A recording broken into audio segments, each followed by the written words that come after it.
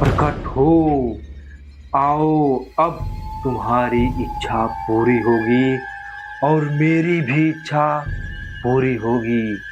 बहुत दिनों के बाद ये हम दोनों की इच्छा पूरी होने वाली है।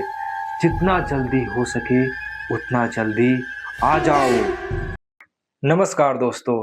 लोग सच ही कहते हैं कि जब इंसान के पास बहुत ज़्यादा पैसा आ जाता है, बहुत ज़्यादा अमीर हो, तो इंसान के पास घमंड हो जाता है कि उसका अब कोई कुछ नहीं कर सकता, क्योंकि उसके पास पैसा है, पावर है, वो कुछ भी कर सकता है।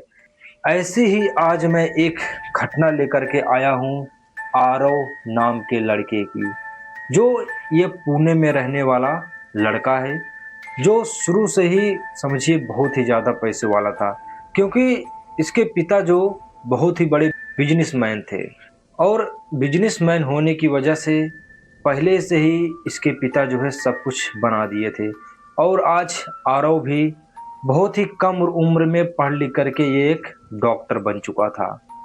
और ये शहर में ही ये अपना खुद का हॉस्पिटल चला रहा था।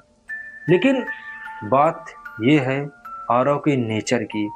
आरव जो है जब से ये क्लिनिक अपना चालू किया, इसके पहले ये बहुत ही सीधा साधा इंसान था। लेकिन जब ये अपना क्लिनिक चालू किया और जब इसके क्लिनिक पर आदमी, औरत, लड़की सब आने लगे, तो धीरे धीरे इसका जो है नेचर लड़कियों को देख करके बदलने लगा। ये जो है अब इसके मन में ये सोचने लगा कि ये सभी लड़कियों को फ्लर्ट करने चाहता था। जो भी लड़कियां इसके क्लिनिक पर आती थी उनसे ये मीठी मीठी बातें बोलता था। उनको ये जो है पैसे की झांसा देता था, ताकि जो है इससे ये लड़कियां जो है इससे सेट हो जाए, ये समझिए। और जो कि आरव का शादी भी हो चुका था, इसकी बेबी थी और उसके एक बच्चे थे, फिर भी ये ये हरकत कर रहा था, इतना गंदा हरकत। इसके क्लिनिक पर जो भी लड़कियां आती थी ये उनसे बहुत ही मीठी मीठी बातें बोलता था। और उन लड़कियों को भी इसकी मीठी मीठी बातें बहुत पसंद आती थी। और वो सब सोचती हैं कि काश ये मेरा बॉयफ्रेंड बन जाए, काश ये मेरा पति बन जाए। ऐसे ऐसे जो है ये लोग खुद सोचने लगी। तो होता ये है, एक दिन जो है आरव करीबन यही 10 बजे तक अपना क्लिनिक खोला था। शायद कोई पेशेंट वोशेंट था, तो टाइम ज़्यादा हो गया था, इस वजह से जो है रात के 10 बज चुके थे। और ये जब अपना हॉस्पिटल बंद करने वाला था, तो समझिए 11-12 बज गए थे। तो इसके हॉस्पिटल में जितने भी लोग काम करते थे सब लोग चले गए थे। तो ये अकेला ही बचा था। जैसे ही यह जो बंद करने चला शटर, तभी जो है एक लड़की आती है जिसका नाम था निशा। निशा नाम की लड़की तुरंत जो है इसके हॉस्पिटल में आती है और बोलती है, अरे डॉक्टर साहब, अभी मत बंद कर दीजिए, मैं बहुत दूर से आ रही हूँ, मुझे भी देख लीजिए, मेरी तबीयत थोड़ा खराब है।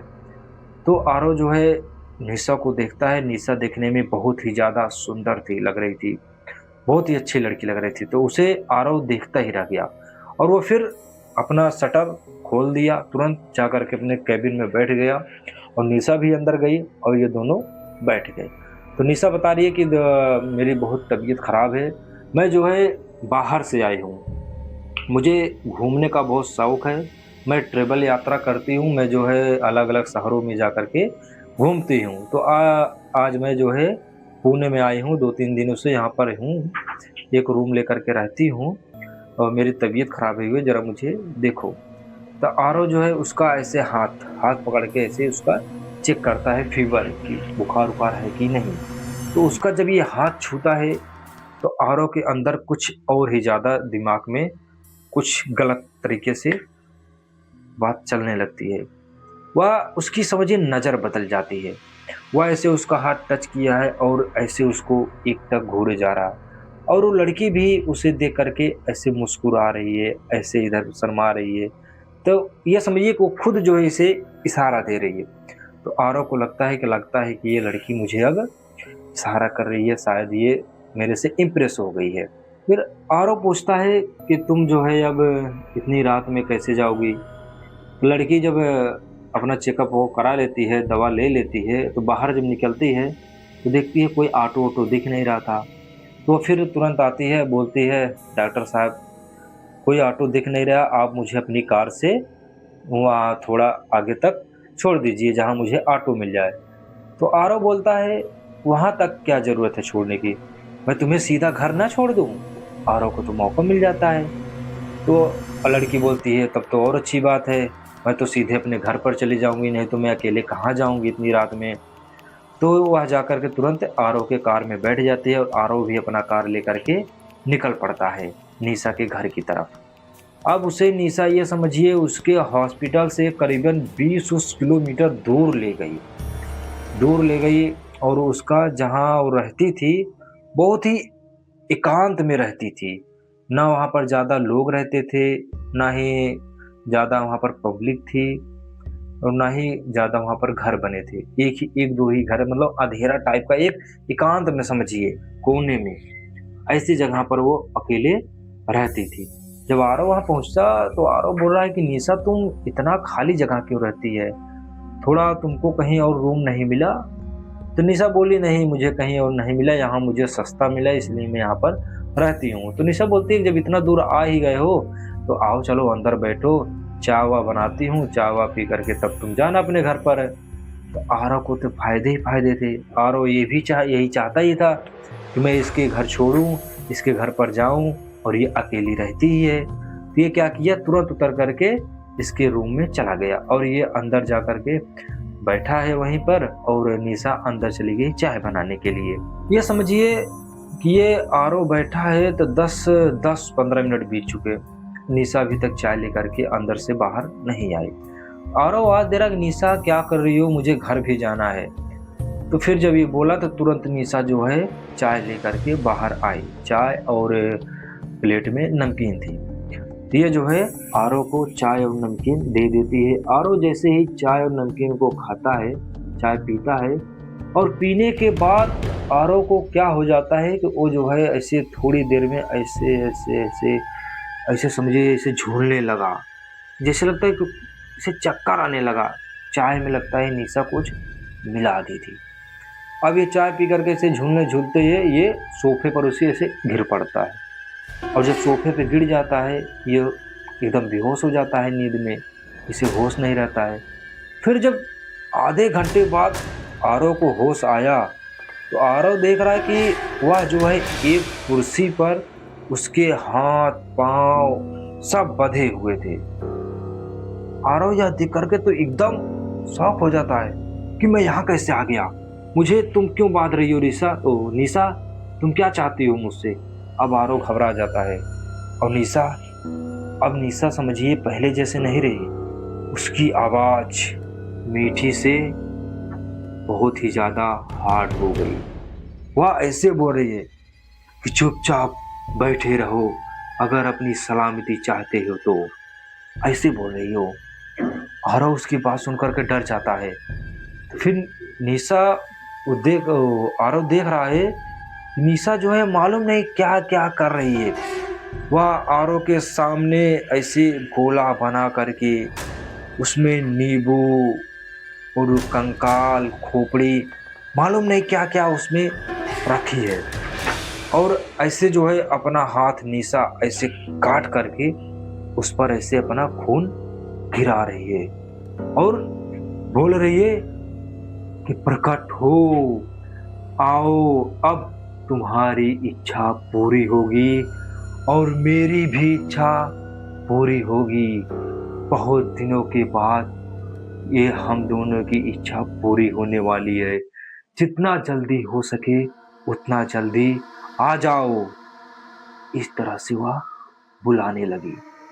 अब ये देख करके आरव एकदम थर-थर कांपने लगता है। आरव, उसको समझ नहीं आता कि ये क्या कर रही है। अब तो आरव बहुत ज़्यादा डर चुका था और वो अपने अंदर सोच रहा था कि मैं कहाँ आकर के मैं फंस गया। फिर थोड़ी देर बाद क्या होता है कि अचानक जहाँ निशा बुला रही थी, अचानक से ऐसा कोई तीव्र प्रकाश निकलता है और उस प्रकाश की वजह से आरव की आंख में से चमकता है और ऐसे कुर्सी पर ही बेहोश हो जाता है। उसे होश ही नहीं रहता कि उसके साथ क्या हो रहा है क्या नहीं। और जब उसे होश आया, वह देख रहा है कि वह अपने हॉस्पिटल में बेड पर लेटा था और वैसे जब उठा अचानक तो तुरंत ऐसे हड़बड़ में देख रहा है कि मैं अपने हॉस्पिटल में कब से आ गया। मैं तो निशा के घर था। और जैसे ही हुआ उठा बेड पर से, तो उसको जो है पैर में दर्द होने लगा। वो देख रहा है कि पैर में उसके निशान पड़े थे, ऐसे कोई चीज चुभने के निशान। ऐसा लग रहा था जैसे कोई उसमें चुभ करके उसका खून निकाला हो आरव का। ऐसे 2-3 जगह पर चुभने के निशान थे। अब आरव को जब तक उसे होश था, जब वो कुर्सी पर बैठा था, तभी तक उसको बात याद थी, लेकिन उसके बाद उसके बात याद नहीं कि उसके साथ क्या हुआ क्या नहीं। तो आरव किसी तरह हॉस्पिटल से निकल करके अपने घर पर आता है। और जो अपने घर पर जब वो पहुंचता है, उसकी बीवी, उसकी मम्मी, दादी सब देख करके हैरान हो जाते हैं कि आज इतनी रात को तुम कहाँ से आ रहे हो और ये कैसी हालत हो गई है तुम्हारी। और वो कुछ नहीं बताता है। अब बताए क्या कि उसने क्या गलती की थी, लड़की के पीछे गया था। वो कुछ नहीं बताया, बस वो बोल रहा है कि मालूम नहीं मुझे क्या हो गया, मुझे कुछ याद नहीं है। मैं हॉस्पिटल में अपने बैठा था ऐसे, फिर अचानक मेरे साथ क्या हुआ क्या नहीं मुझे कुछ भी याद नहीं है। तो उसके घर वाले जो है बहुत ज़्यादा परेशान हो जाते थे। तो उसके पापा जो है बिजनेसमैन थे पैसे वाले, तो उन्होंने क्या किया, डॉक्टर को घर पर ही बुला लिया। डॉक्टर साहब लोग आए, उसका इलाज किए और डॉक्टर बोले कि इसके अंदर जो है बहुत ज़्यादा कमी आ गई है, इसका खून जो है किसी ने निकाल लिया है बहुत ज़्यादा। तो उसके पिता ये बात सुन करके डर जाते हैं, लेकिन वो घर में किसी को बताते नहीं हैं। तो उस दिन कैसे भी 1 रात बीता, 2 रात बीता, लेकिन धीरे धीरे आरव का स्वभाव चेंज होने लगा, बदलने लगा पूरी तरह से आरव। अब ना तो आरव हॉस्पिटल जाता था और ना ही अपने वह बीवी से बोलता, ना ही माँ से बोलता। वह अकेले अकेले रहने लगा। उसे मालूम नहीं क्या हो गया उस दिन से। अकेले अकेले बर्ताव करने लगा, अकेले ऐसे अंधेरे में बैठा रहता है, मालूम नहीं उसे क्या होने लगा। फिर एक दिन उसकी दादी उसे बुलाती है, प्यार से पूछती है कि आखिर बेटा बात क्या है, क्या हुआ है, तो मुझे सच सच बता। तब आरव जो है छुपाता नहीं, अपनी दादी से सब कुछ बता देता। दादी ऐसी ऐसी बात है, मैं जो है एक लड़की के पीछे गया और वहाँ पर मैंने चाय पी, मैं बेहोश हो गया, फिर मेरे साथ क्या हुआ क्या नहीं मुझे कुछ भी नहीं पता है। उसकी बात सुन करके उसकी पत्नी टूट जाती है, एकदम रोने लगती है कि मैंने तुम पर भरोसा किया और तुम इस तरह के निकले, तुम दूसरों के साथ ऐसा करते थे, आज उसी का नतीजा है ये। तो फिर फिलहाल क्या करे उसकी पत्नी, अब पत्नी थी, बच्चे थे, वो अपने आप को संभाली और आरव को उसके पापा जो है कई जगह पर ले गए इलाज कर लिए, लेकिन सभी डॉक्टर उसे मना कर देते थे कि अब ये जो है ठीक नहीं हो पाएगा, अब ये ऐसा ही रहेगा। इसे कोई अंदर उसकी बीमारी ही नहीं जान पाता था कि इसे हुआ क्या है। जब हॉस्पिटल उसके पापा ले जाते थे तो वह सब कुछ नॉर्मल रहता था, और जब घर पर आता था फिर उसे मालूम नहीं क्या हो जाता था, अजीब अजीब बर्ताव करने लगता था, ये समझिए। तो कोई डॉक्टर उसका इलाज नहीं कर पा रहा था। धीरे धीरे ये समझिए आरव की अब जिंदगी एकदम खत्म होने की कगार पे आ गई। अब वो किसी काम का नहीं रहा, न तो अपने हॉस्पिटल जा रहा, हॉस्पिटल भी बंद हो गया, और ना ही घर में से ये सबका रिश्ता ये धीरे धीरे टूटे जा रहा है। तो दोस्तों ये थी आरव की कहानी। इसीलिए कहते हैं कि अगर भगवान ने तुम्हें सब कुछ दिया है, सही सलामत दिया है, तो आप गलत मत करिए। आरव की एक गलती और पूरे परिवार को भुगतना पड़ रहा है। अगर ये इसे आरव को लड़कियों का चस्का ना होता, अगर निशा के पीछे या ना गया होता, तो आज इसके साथ ऐसा बर्ताव नहीं होता।